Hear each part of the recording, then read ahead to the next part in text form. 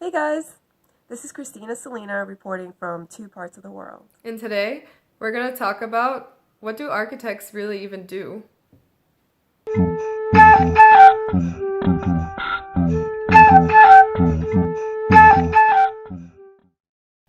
So, a lot of times, our friends or family don't really know what we do. They kind of just think buildings just come about, or one person just designs a whole building.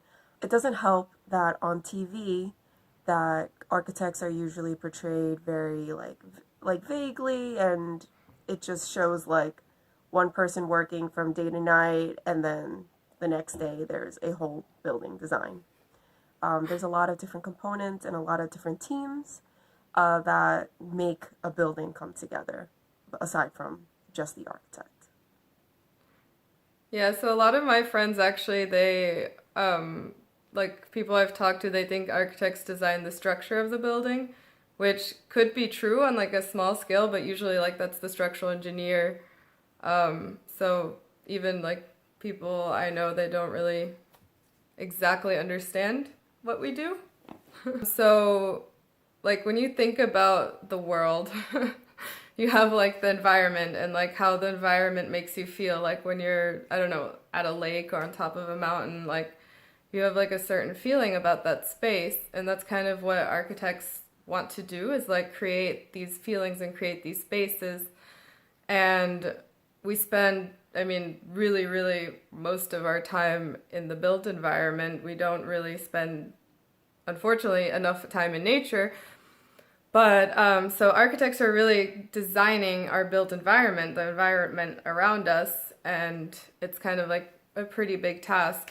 And I guess that's kind of what architects hope to do. Like we want to create like a really beautiful world and everything, but in the end, most of our projects we're just designing what the client wants us to do because we just get paid to do our job. So that's why like maybe sometimes things are incoherent or, we don't have all power over our projects. The things that we usually can control or sway is if what the owner wants goes against like building code. Um, then we have a much bigger say in that it's not code compliant. So then we would have to propose a few options of what would be code compliant. Yeah, another thing is like it's kind of our job to persuade the client to like I guess with research or something like if you think about sustainable architecture, like most people think it costs more, but then you have to like do the research, show the numbers kind of like on your own time and like show them like no, this is actually you're going to save money in the long run or whatever. So you kind of have to do the research and when you go see the client, you have to have like those people skills to be able to like convince them of your idea or, a better idea. And convince them why spending a lot more money now may be a better idea in the long run, Yeah. to minimize like building like maintenance costs. Yeah, that's a big thing is like a lot of people want to build quite cheaply and then they get upset like 5 years down the line when the building is like falling apart. It's like, well, we told you. Right, yeah.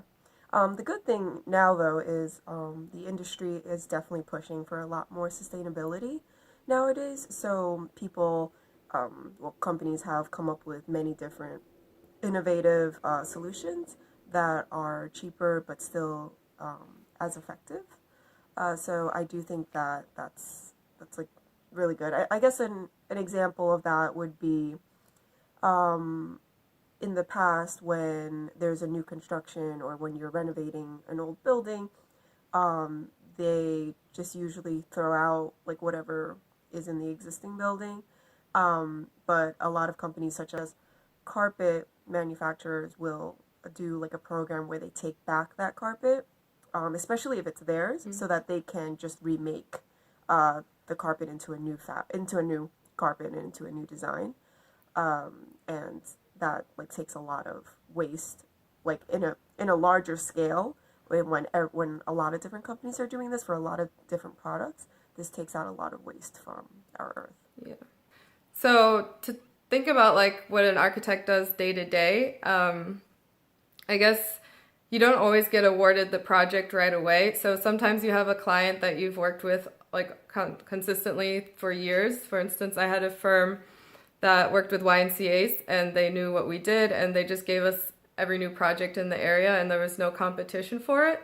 But other times you go searching out for other like competitions or you have to make a proposal for this project and then the client has certain options. And I guess Christina did a lot more proposals than I did, so maybe you should talk about it. Um, so, a few project proposals that I did at my last firm was with resorts. So there was a lot of so you want to deliver an image of what you're trying to have like all these suites and all these restaurants and look like a brand or a design that really fits the brand that they have. And sometimes you could also be hired also to rebrand and introduce like a brand new design to this brand.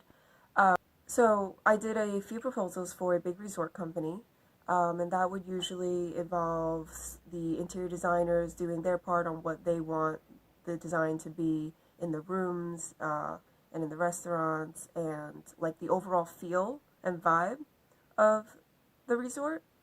There's also different types of resorts, which is more geared towards family or couples, so that plays a big part in design as well.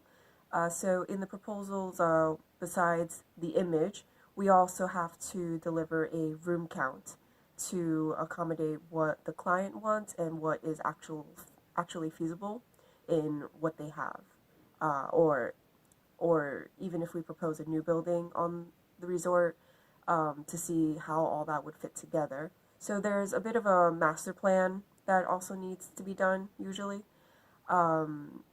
and just a lot of renderings. I guess when you make a proposal, you just want to show, like, you don't want to overwhelm them with too many images. You just want to show, like, really beautiful images and, like, to show that you're capable of doing the project.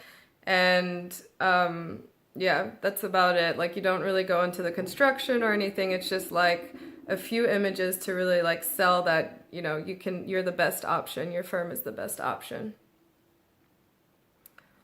So I guess once you have the project, like once you're hired as the architecture firm for that project, there's four main design phases that you go through. And it's schematic design, development, construction documents, and construction administration. And the purpose of these phases is like a lot of times you have a client and you get to the end of the project and they want to like change something because they like it better. It's like, no, you signed off on this idea in the schematic design phase. So the schematic design is kind of the overall idea of the project. Like if you have a project and you have like an Excel spreadsheet with like, oh, I need an auditorium that can fit 500. I need this many classrooms that can fit 25 apiece. I need this many classrooms that can fit 50.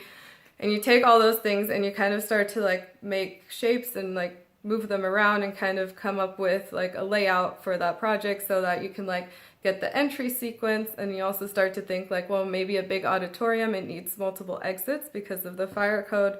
So it would be ideal if it's like on the ground floor and on the exterior of the building so you can just exit immediately. It's kind of safer like that.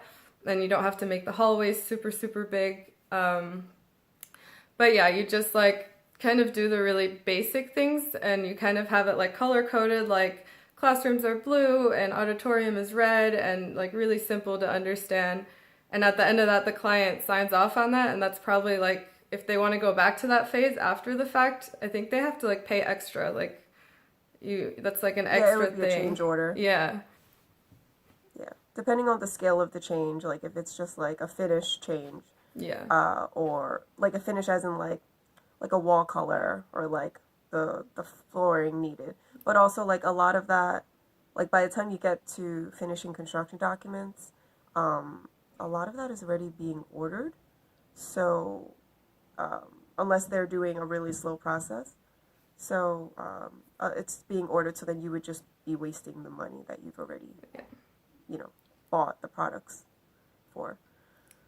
So it's really important to be really coordinated at all times of the project so that everybody knows what they're getting and is sure that that's what they want to minimize any loss in profits for either sides. Yeah. Do you have something to add about the schematic design phase from your experiences? So from working in healthcare, in schematic design, hospitals were we they would have these user group meetings where they scheduled a meeting with the people who work in the hospital that we are going to renovate or make an addition to, um, and and how that works is we find out what works and what doesn't work for them currently. Room type, there is like code requirements as to what is needed, but also like to talk to the users, we will find out like where like placements of such rooms would be more efficient, or just like the equipment, how that would be more efficient, or just to have more of a certain type of room type. So the second phase is design development. So basically you have your basic design, like really simple, and you start to make it into a building. You start putting wall thicknesses and walls, and you start putting windows. You start drawing out like what can the elevation look like, and you really work through the floor plan and start to implement the code, because if you kind of, there's certain problems you don't want to deal with later, like if you need a whole other fire stair because of the code, because you have too much capacity, then you don't want to deal with that at a later part. So you kind of like iron out all the wrinkles and make it look like a real building, and like really kind of put place like all the windows, all the doors and everything. And so then when you move on to the construction document phase, so you want to like prep everything for that, you just have to like figure out the details in the end. So basically everything should be more or less like it should look like a building, and it should be kind of ironed out like all the design decisions that you have. I think that it's also important very early on to include the engineers involved into this, like the structural and like the MEP and site, like civil. So just so that things will be more smooth, because if the architect just assumes or plans like what, like let's say we think that the columns can be spaced a certain way in a building, but then we're in construction documents and we bring in the structural engineers and they're just like, no, we need a lot more, Yeah. or they need to be a lot bigger, then that would slow down the whole project a lot. So to have them collaborating with us from the beginning would help a lot. Yeah. So moving into construction documents, like basically your design at this point shouldn't change. Like everything, like maybe your wall thickness will change because like you're adding a different finish or something, like that's a change, that's fine. But like the overall layout of your building will basically be the same as design development. There are some things that kind of surprise you, or like changes that just need to be made, and then that kind of happens, but that also sets you back time-wise. Like you have like a schedule for every submission, and now you have like the structural engineer, you have the interior designer, you have the mechanical engineers, and they're all in the same schedule. So having these surprises is really bad. And so for the construction documents, you just basically like, what is this wall made of? Like, what's the detail between the window and the wall, and how can you waterproof the building? And basically these documents, these are what they're going to have like on the construction site, and this is what they're going to build the building out of. And you basically also submit them to the city, and they have to approve them and all that good stuff. So this is like the final kind of document, or you should act like it's the final document. It's not, but it should be like really complete at this point when you finish this phase. There will always be an RFI where like they need more information, or either they missed it, either the contractors missed it when they were reading it, or the architects actually left it out, or certain things weren't clear. That always happens. But that's actually what like construction administration is about. The contractors have to submit submittals. So we as the architect have the design intent, but then there will be other people like building, for example, the casework. Okay, so with the casework, we have details of what that construction might look like, but the contractor may be proposing something very similar but a little different because either of cost or just they think that a different product would suffice or would be even better than what we had written down. But it has to have like the same specifications. Yeah. So for casework, for example, there's many different ways to build something, to build like a table. So we will provide a detail for like the design intent, and the contractor will come back. Like we'll have a casework guy who comes back with how he or she thinks that that should be built, and that is the shop drawings. So somebody has to sit there on the architecture side to review every single, let's say, table or cabinet or drawers in the building to make sure that like we are saying yes to what they will be building. Mm-hmm. So another thing that happens in the construction administration phase is like, for instance, in a renovation or even sometimes like new construction, there's just some surprises that you couldn't foresee. For instance, Christina, remember that building that was like really abandoned for a while and there was people living in there and it was kind of gross and we renovated it? Yeah. When we started, that was like the grossest survey we ever had to do. So we had all the construction documents, everything ready, and then the construction started rolling after that, and they started demolishing like all the walls and taking out all the finishes. And what had happened was because that building was abandoned for 20 or more years, the flooring system was a composite floor. So you had the concrete and the steel in there. And a building's not meant to freeze, and it kind of, when a building goes abandoned, it does create a lot of problems for that building structurally as well.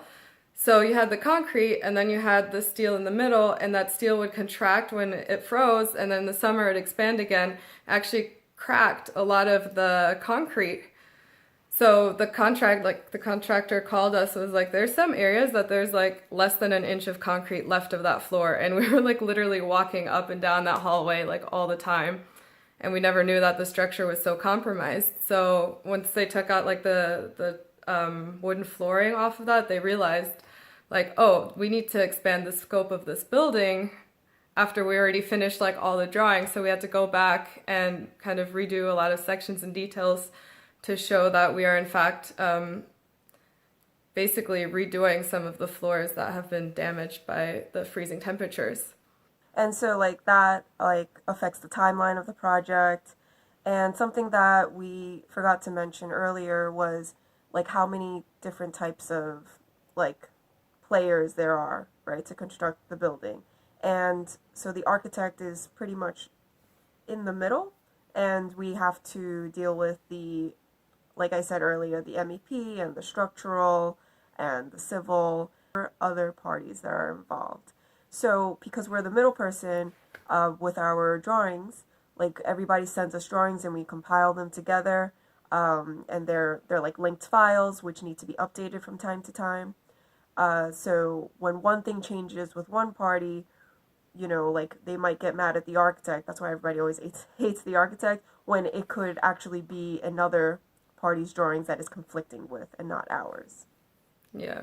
So I feel like architects get a lot of blame in general, and it's actually also a bit of a legal issue where like we studied in architecture school like 2 semesters of structures, but yet we are required by law to be able to analyze a structure and see if it would fail or not. And if it does fail, the architect also gets sued, even though we're like literally hiring a specialist in this field to design the structure for us.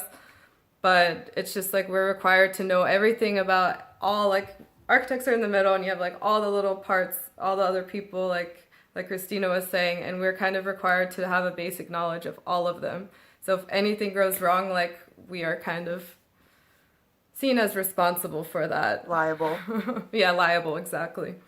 Architecture isn't just you go to school and then you're done. It is a continuous learning like experience.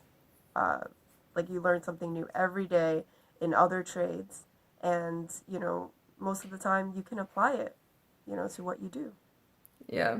For me, like, I guess architecture is like a really big reward. Like, I feel like there's certain jobs that you're like 9 to 5 doing the same thing day in and day out, and you don't really see much of a result of that work.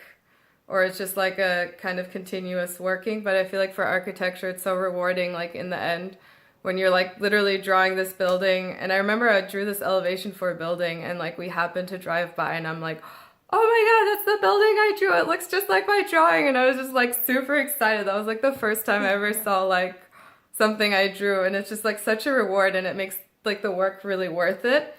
I think that's really, really important because architects really don't get paid a lot. So if you're like a money motivated person, or if you're not really in love with architecture, it's like not really worth being an architect, I think. Yeah, like you're not gonna want to do it if you don't have the passion for it. Yeah.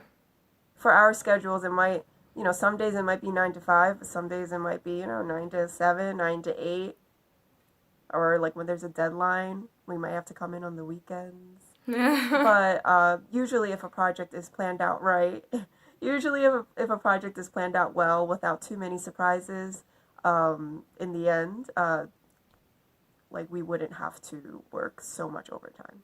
Yeah. I think another thing that's worth mentioning is that smaller firms and larger firms kind of have different ways of doing things. Where like if you're a smaller firm, you're kind of responsible like, or it's like a smaller project, you're responsible for the whole project. You're responsible for like project management. You're responsible for design and everything. Whereas like some larger firms, they'll have like a design architect, and all you do is like kind of that schematic design phase, and then you check in every once in a while to make sure like your ideas are being realized. And then the project manager is just managing like all those different parts and like moving forward and kind of making sure that the building is becoming like a buildable thing, I guess. Yeah, there's definitely a lot more. There's definitely a lot more parties when it comes to a bigger firm. Like they will have somebody for everything, which is nice because that allows you to specialize in something and get better and improve and learn more about it. Whereas like when in a smaller firm, when you're in charge of everything, yes, you technically gain more experience, but sometimes it can be overwhelming, especially when you're trying to like meet a project Yeah. deadline. I feel like a smaller firm's a nice place to like put your feet in, like when you're just starting off, like trying to figure out what is it that you want to specialize in, or like what interests you. And then like once you like, if you really love only design but hate project management, then maybe like a really big firm is for you, where you're just designing and you're not dealing with like people yelling at you for changing the plans. Right. Yeah. Right. I guess bottom line is to be an architect, you must have the passion for it because we get sued the most and we get paid the least. So hopefully, if you're thinking about a career in architecture, this kind of like opens your eyes and really explains what you do day to day, and how like it's such a rewarding and important job. We also hope we inspired you to consider pursuing a career that has critical thinking and is rapidly evolving day by day. So if you enjoyed this video, make sure to subscribe to our channel, and we will see you next time. Bye.